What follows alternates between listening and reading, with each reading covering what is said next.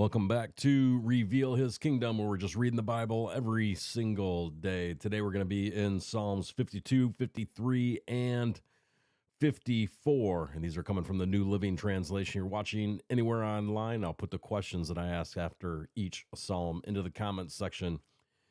Psalm 52, 53, and 54. We're going to discover through these psalms how to trust God when facing betrayal, godlessness, and opposition.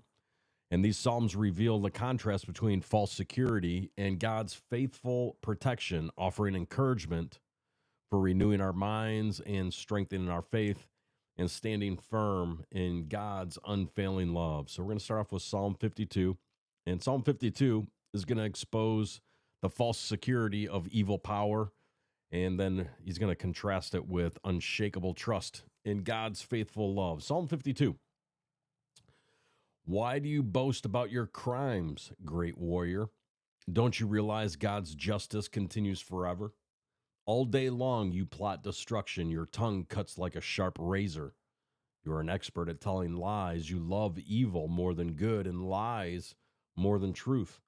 You love to destroy others with your words, you liar.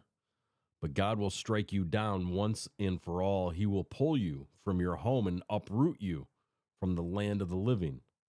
The righteous will see it and be amazed. They will laugh and say, look what happens to mighty warriors who do not trust in God.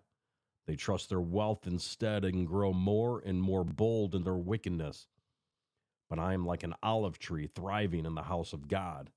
I will always trust in God's unfailing love. I will praise you forever, O God, for what you have done. I will trust in your good name in the presence of your faithful people. That is Psalm 52.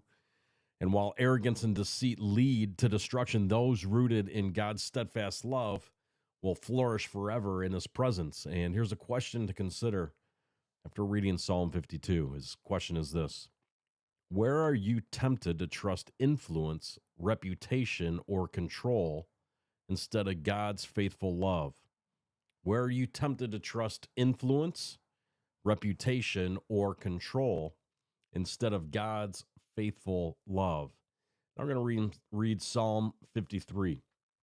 Psalm 53 confronts the moral blindness of rejecting God, and it reveals the spiritual decay that follows a godless mindset. Psalm 53.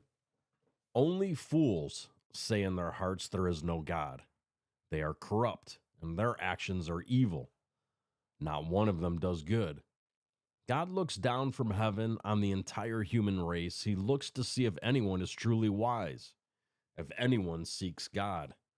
But no, all have turned away. All have become corrupt. No one does good, not a single one. Will those who do evil never learn? They eat up my people like bread and wouldn't think of praying to God. Terror will grip them, terror like they have never known before. God will scatter the bones of your enemies. You will put them to shame, for God has rejected them. Who will come from Mount Zion to rescue Israel when God restores his people? Jacob will shout with joy, and Israel will rejoice. That is Psalm 53. So even when you think humanity turns away from God, he remains true. He remains the true source of salvation, watching and ready to restore all of his people. So Psalm 53, a question to consider after reading Psalm 53 would be this: in what subtle ways might you be living as though God is distant rather than present and active? In what subtle ways might you be living as though God is distant rather than present and active? And then the last psalm for today we're going to read is Psalm 54. And Psalm 54 is a heartfelt cry for deliverance, declaring confidence that God is the defender of the vulnerable. Psalm 54. Come with great power, O God, and rescue me. Defend me from with your might. Listen to my prayer, O God. Pay attention to my plea. For strangers are attacking me. Violent people are trying to kill me. They care nothing for God. But God is my helper. The Lord keeps me alive.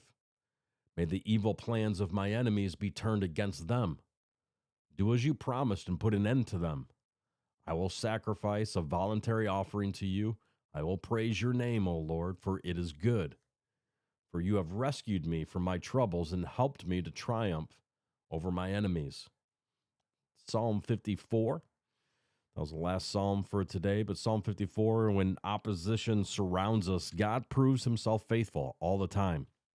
His faithful love endures forever, sustaining those who place their trust fully in him. And a question to consider after reading Psalm 54 would be this: how quickly do you bring your fears and conflicts to God instead of trying to defend yourself?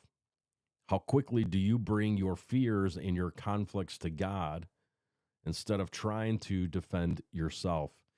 Good question to consider. That's Psalm 52, 53, and 54. I pray that you would spend some time in the Psalms, go over the questions, be radically real with yourself. There's a lot of learning to be had in the Psalms. Revealing his kingdom, built for eternity, saved by grace through faith. Jesus is King of kings and he is Lord of lords. And I pray that his perfect peace would rain down on you today and that you would have his joy from heaven, the type of joy that can only come from heaven. I hope you have an amazingly blessed day today. Questions will be in the comments. Cheers.